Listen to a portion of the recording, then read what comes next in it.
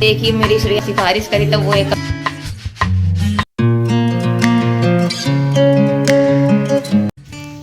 Hello everyone, और आप सब कैसे हैं? आप लोग अच्छे होंगे, स्वस्थ होंगे, बस यही आशा करती हूँ। तो मॉर्निंग का टाइम है तो नाश्ता तो चाहिए बच्चों को। तो श्रेया को तो माइक्रोनी बहुत ज़्यादा पसंद है, तो बस माइक्रोनी बनाने चल रही हूँ। तो माइक्रोनी मैंने बॉईल कर ली है गर्म पानी में, और श्रेया को ही मेरे सबसे ज़्यादा माइक्रोनी पसंद है। अगर मैं माइक्रोनी गलत बोल रही हूँ तो प्लीज़ इग्नोर करिएगा, क्योंकि कई बार मैं सुन चुकी हूँ कमेंट में। तो फिर वो मैंने रिफाइंड डाल, माइक्रोनी जब उबल चुकी है मैक्रोनी जब उबल चुकी है तो मैंने उसमें कढ़ाई पे रिफाइंड डाल दिया और बनारसी डाई डाल दी है, हरी मिर्ची एक चॉप करके डाल दी है, और प्याज जो चॉप करे तो वो डाल दिए हैं। और बहुत ही टेस्टी इस तरह से सिंपल सी माइक्रोनी बनाई, बहुत अच्छी बनती है। और टमाटर भी 2 चॉप करे थे वो डाल दिए हैं, और अच्छी तरीके से नमक डालकर इनको पका लिया है। तो इस तरह से बच्चों को बहुत ज़्यादा चाउमीन मैक्रोनी बहुत ज़्यादा पसंद आती है। अगर आप लोगों ने इस तरह से ना बनाई तो ज़रूर बनाइए। अगर आपके पास और वेजिटेबल हो तो आप वो डाल दीजिए, लेकिन प्याज और टमाटर की बहुत ज़्यादा अच्छी बनती है। तो इसमें हल्दी पाउडर है, थोड़ा सा मिर्च पाउडर, थोड़ा सा धनिया पाउडर और थोड़ा सा गरम मसाला पाउडर डाल दिया, और थोड़ा सा ही मैगी मसाला पाउडर डाल दिया था। तो मैगी मसाला से स्वाद तो आ ही जाता है, तो मैंने डाल दिया जब पक चुके हैं टमाटर, और थोड़ा सा टमाटो केचप डाल दिया है। तो ये डालकर अच्छी तरीके से मैंने फिर इनको चला लिया। देखिए कितना अच्छा सा लग रहा है, टेस्ट अभी देखने में कितनी अच्छी लग रही है। फिर उसके बाद जो माइक्रोनी मैंने इसको निकाल लिया था, फिर ठंडे पानी से उसको अच्छी तरीके से वॉश कर लिया था, तो अच्छी सी चिटकी सी रहती है। जब निकाला तो डलिया में ठंडे पानी से नल के नीचे लगा दिया था और फिर रख दिया। देखिए कितनी चिटकी सी बनी है। और फिर माइक्रोनी डाल दी है, और फिर थोड़ा सा मैगी मसाला इसमें और डाल दिया है, और गर्मा गर्म मैक्रोनी तैयार हो चुकी है। तो चलिए सब लोग आ जाइए खाने के लिए मैक्रोनी। और मैं ये देने चल रही हूँ श्रेया को। बताया ना, श्रेया को ही ज़्यादा। अभी तो मैंने पूजा भी नहीं करी है तो मैं तो नहीं लूँगी, श्रेया के लिए बनाई है। तो ये मैक्रोनी तैयार हो चुकी है।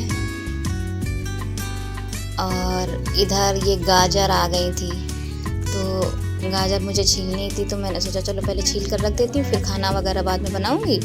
तो धुलकर इसको छील लूँगी छिक्कल को, तो और फिर धुल कर रख दूँगी जब तक सूखेंगी, जब तक मेरा और काम तैयार हो जाएगा। तो मैं पूजा वगैरह सब कर चुकी थी और नाश्ता वगैरह भी कर लिया था। तो ये देखिए इतने छिक्कल निकल चुके हैं। और ये 2 किलो गाजर थी, मैंने कल आपको दिखाई हुई थी कि 1.5 किलो आई थी, फिर मैंने आधा किलो मंगा ली थी। तो थोड़ी सी 2-4 मैंने पतली पतली थी, मैंने उनको निकाल भी दिया। तो मेरे लिए चाय बना दो 1 कप। श्रेया बना रही हो? गाजर का हलवा हम तुम्हारे लिए बना रहे हैं बेटा, बनाओगी रानी? तो इधर श्रेया से बोल लिया था चाय के लिए, लेकिन उन्होंने कोई जवाब नहीं दिया है। तो मैं कपड़े उठाने चली आई, और ये मेरे बाथरूम में कमरा टाइप का है, तो उसमें रस्सियाँ टांगी हैं। तो इसमें जो नए नए कपड़े होते हैं मैं इसी में डाल देती हूँ, क्योंकि बंदरों का डर रहता है छत में, तो मैं इसी में डाल देती हूँ, यहाँ धूप भी आ जाती है। और इधर ड्राइंग रूम में आ गई थी, तो शाम हो चुकी थी जब कपड़े उठाए थे। तो शाम वाली चाय श्रेया से बोल रही थी। ये सुबह था जब माइक्रोनी बनाई थी, उसके बाद गाजर भी दोपहर को छीली थी, उसके बाद खाना वगैरह बनाया था, उसके बाद मैं लेट चुकी थी, उसके बाद का ये सब काम है शाम वाला। तो ये मैं ड्राइंग रूम को बंद कर रही थी, धूप चली गई है। तो सारे कपड़े धुलकर प्रेस करने बाकी है, गाजर छील कर रखाई हूँ, धोकर रखाई हूँ, अब कद्दूकस करने चल रही हूँ।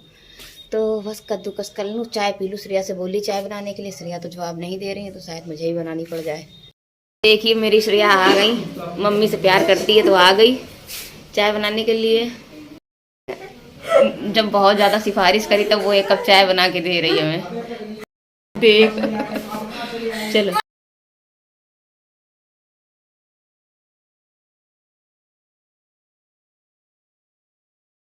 कप चढ़ा, 1 कप तुम पियोगी? नहीं बस।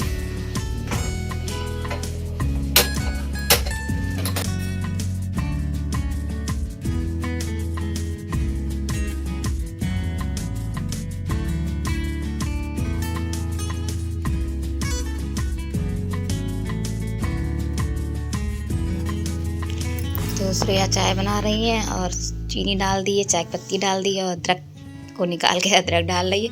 बहुत ही अच्छी चाय बनाती है श्रेया। तो कभी कभी दिल कर जाता है उसके हाथ की पीने की, तो बहुत सिफारिश करो तो बन जाती है चाय। तो बस वो चाय बना रही है। और वो लोग दोनों, मेरे श्रेयांशु चाय नहीं पीते हैं, क्योंकि ये होता है ना, उन लोगों को कभी जैसे ब्रेड वगैरह डिप करके खानी हो तो ले लेंगे, टोस्ट हैं ये सब डिप करके खाने वाली चीज़ें होंगी, या कभी सर्दी ज़्यादा हो जाए, जुकाम वगैरह हो जाए तो मैं चाय देती हूँ, वरना वो लोग चाय खुद पीते ही नहीं। ज़बरदस्ती कर दो सब सर्दी जुकाम में तो पी लेंगे, वरना वो लोग चाय नहीं पीते हैं। तो मेरे घर की चाय बना रही है और बहुत ही अच्छी बना रही है। तो बस बन चुकी। चलिए आप लोग भी आ जाइए श्रेया के हाथों की चाय पीने के लिए। तो और बस चाय वगैरह पी ली थी। उसके बाद ये गाजर थी, तो मैंने जो गाजर जो धोकर रखी थी, तो ये जो मैंने ऊपर का हिस्सा है इसको मैं कट कर लूँगी, सारे निकाल लिए हैं। अब मैं इसको कद्दूकस कर लूँगी। तो कद्दूकस देखिए कितनी लाल लाल गाजर है, बहुत अच्छी गाजर थी। तो सारी गाजर को मैं इस तरह की जो नोक है इसकी, मैं जो पीछे की छोटी छोटी डंडियाँ हैं मैं इनको निकाल लूँगी, जिसमें है पतली पतली ख़राब सी, तो उनको निकाल लूँगी, वरना मैं नहीं निकालूँगी। और मैं सारी गाजर बस कसने में मुझे थोड़ा सा लगता है कि कस दे कोई गाजर, तो बस थोड़ा लगता है ना। और सुबह से शाम हो गई काम करते करते, लेकिन काम नहीं ख़त्म हुआ। और गाजर को भी मेरा थोड़ा सा आलस हो रहा था कि चलो आज बनाऊँ कल, लेकिन मैंने कहा नहीं बना ही देती हूँ, क्योंकि मैंने आधा काम तो कर ही लिया है। तो गाजर का हलवा बनने को बस तैयार होने जा रहा है, क्योंकि मैंने पूरा मन बना लिया कि आज गाजर का हलवा बनाना ही है।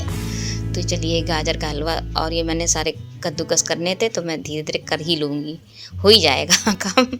तो काम का तो ये है कि निकालो तो निकल आएगा, नहीं निकालो तो नहीं निकलेगा। और मेरी सर्दियों में पहली बार गाजर का हलवा बन रहा है। तो आप लोगों ने अभी बनाया है कि नहीं बनाया गाजर का हलवा, तो ज़रूर कमेंट में बताइएगा। मैं तो आज सर्दियों में पहली बार बनाने जा रही हूँ। और ये गोंद है, तो मैं जब गाजर करने जा रही थी, तो मैंने पहले गोंद को इसी कढ़ाई में बिना मतलब देसी घी के भून लिया। तो इस तरह से अगर आपने कभी गोंद ना भूंजा हो तो ज़रूर पहले कढ़ाई में आप बिना रिफाइंड के, बिना घी के भूंजिएगा।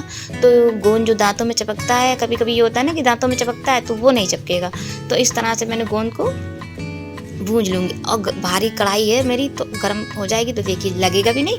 और अच्छी तरीके से ये देखिए गोंद भून चुका किस तरह से था, तो ये पक चुका है। और आप रिफाइंड में जब देसी घी में भूंजेंगे, गोंद को ज़्यादातर ये घी भी नहीं लेता जाता, तो आप देसी घी में भूंजिएगा।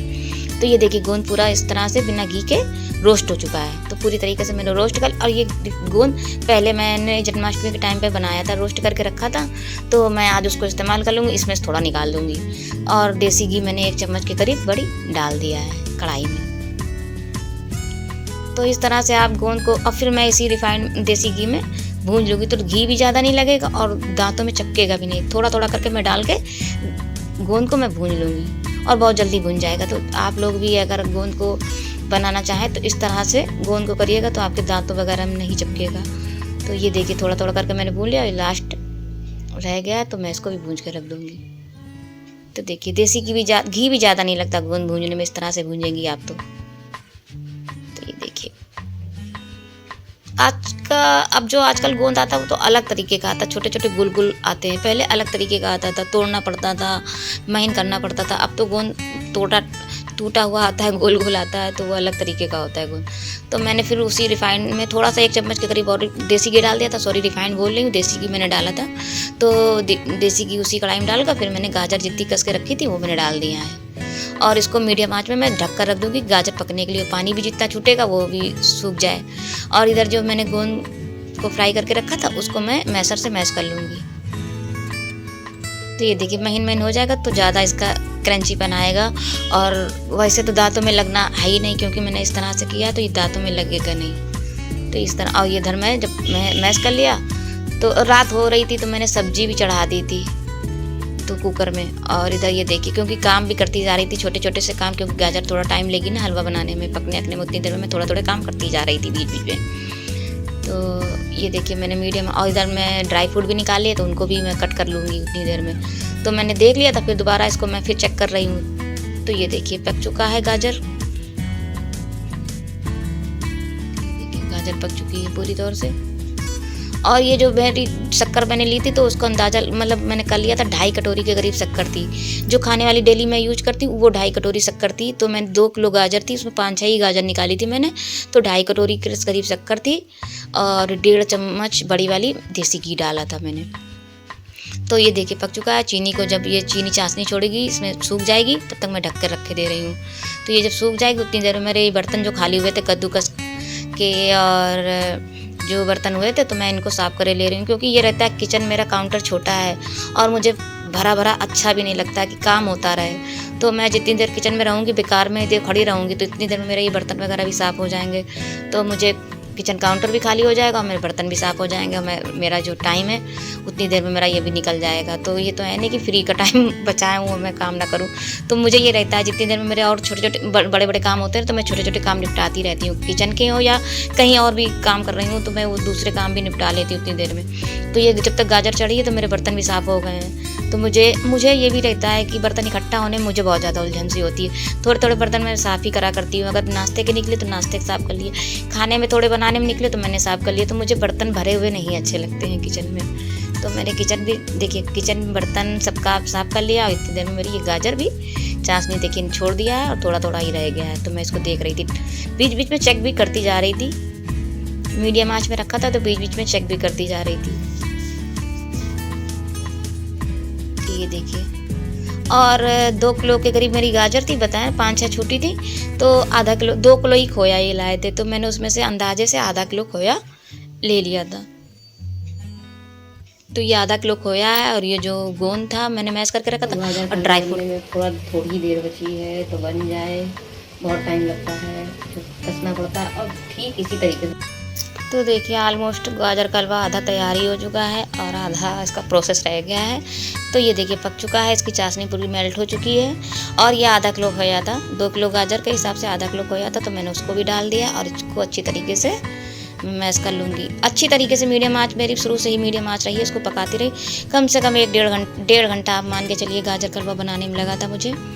तभी बहुत ज़्यादा, जब तक अच्छी तरीके से भूजे नहीं तो अच्छा नहीं बनता है। और इसको स्टोर भी कर लीजिए तो बड़े आराम से 8-10 दिन चल जाएगा जब आप इसको इस तरह से प्रोसेस से बनाएंगी और बिल्कुल उसका पानी वगैरह सब खत्म हो जाएगा। तो देखिए 1 चम्मच पहले मैंने देसी घी डाला था, 1 चम्मच बाद में डाला है। जब पक चुका है तो अच्छा रहता है, बाद में घी डाल लेंगे तो बहुत अच्छा फ्लेवर आता है। और फिर मैंने इसमें गोंद था मैश करके रखा था वो डाल दिया है और ड्राई फ्रूट्स मैंने काजू बादाम पिस्ता कट करके रखे थे वो डाल दिए हैं। तो और फिर बाद में ये आ गए थे, तो जब आ गए थे तो बोले मैं चलाता हूँ। तो मैंने कहा ठीक है चलाइए, आप ही चलाइए, मेरा तो हो गया काम, अब आप गाजर का हलवा बनाइए। तो रह गया तो थोड़ा सा नाम तो हो जाएगा कि इन्होंने बनाया है। तो ये देखिए अच्छी तरीके से, बहुत अच्छी तरीके से, क्योंकि बिल्कुल पक जाना चाहिए तभी आप को स्टोर करके 8-10 दिन आराम से खा सकती हैं। एक तो सर्दियों के दिन ख़राब नहीं होंगे और इस तरह से पकाएंगी तो बिल्कुल नहीं ख़राब होगा। और ये मेरी हेल्प ज़्यादा से ज़्यादा करा ही लेते हैं, कोई भी काम हो, ये हलवा की बात नहीं है। कभी कभी चाय बनानी हो तो चाय भी बना लेते हैं। और मैं सबको देने जा रही थी गाजर का हलवा, जब बन गया तो भगवान को भोग निकाल दिया था तो मैं सबको देने जा रही थी। और ड्राई फ्रूट मैंने बचाए नहीं थे, मैं भूल गई थी, तो मैंने कहा थोड़ा डेकोरेट कर देती, लेकिन फिर नहीं बचाया। वैसे तो अंसा से क्रंची का सा टेस्ट आएगा क्योंकि इतना ड्राई फ्रूट पड़े हुए हैं। तो फिर भी मैंने पिस्ता रखा था तो मैंने पिस्ता से थोड़ा डेकोरेट कर दिया।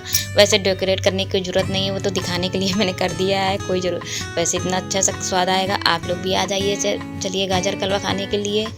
और ज़रूर कमेंट बताइएगा देखने में कैसा लग रहा है और आप लोग किस तरह से बनाते हैं, तो प्लीज़ ज़रूर कमेंट। और जब ठंडा हो गया था तो मैंने टिफ़िन में भर दिया था, क्योंकि जब ठंडा होने के बाद ही टिफ़िन वगैरह बनने वरना ख़राब होने का डर रहता। और फिर मैंने डेकोरेट भी कर दिया था। देखिए अच्छा लग रहा है ना देखने में, तो आप लोग ज़रूर बताइएगा। तो कल गाजर का हलवा बनाया था और बस वीडियो वहीं से एंड कर दिया था क्योंकि बहुत रात हो चुकी थी। हलवा बनाया, फिर सब लोग खाना वाना वगैरह बनाया तो थक गई थी, फिर मैंने वीडियो का एंड भी नहीं किया था। तो मैंने सोचा चलिए वीडियो का एंड भी कर दिया जाए। और दोपहर का समय है, देखिए धूप बढ़िया सी धूप आ जाती है। और ये मैंने अदरक धोई थी तो अदरक धूप आ गई है, यहाँ पे रख दूँगी तो अदरक आराम से सूख जाएगी। तो गाजर का हलवा बहुत ही टेस्टी बना था। फिर मैंने आप लोगों से कोई बात भी नहीं करी थी, बहुत देर हो जाता है तो फिर लगता है कि काम निपटाओ, सर्दियों का समय है। तो फिर मैंने सोचा चलिए आप लोगों से बाय बोल दिया जाए। और वीडियो आप लोगों को अगर अच्छा लगा हो, गाजर का हलवा बनाया बहुत ही टेस्टी लगा था। बस ये है कि थोड़ा कसने में और छीलने में टाइम लगता है, वरना हलवा बनाने में तो ज़्यादा टाइम नहीं लगता है। तो लास्ट में ये आ गए थे तो इन्होंने कंचली चलाई खूब, तो अच्छा सा बहुत अच्छी रहता है। तो हलवा बहुत ज़्यादा अच्छा बना था, तो मैं बोलने के लिए नहीं बोल रही, वाकई बहुत ज़्यादा अच्छा बना था। बस मैं वीडियो कहीं पे एंड भी कर रही हूँ। अगर वीडियो पसंद आया हो तो लाइक कर दीजिएगा, नए हैं मेरे वीडियो में तो सब्सक्राइब भी कर लीजिएगा। कल फिर मिलूँगी नेक्स्ट ब्लॉग में, तब तक के लिए आप लोगों से बाय। खुश रहिए, खुशहाल रहिए।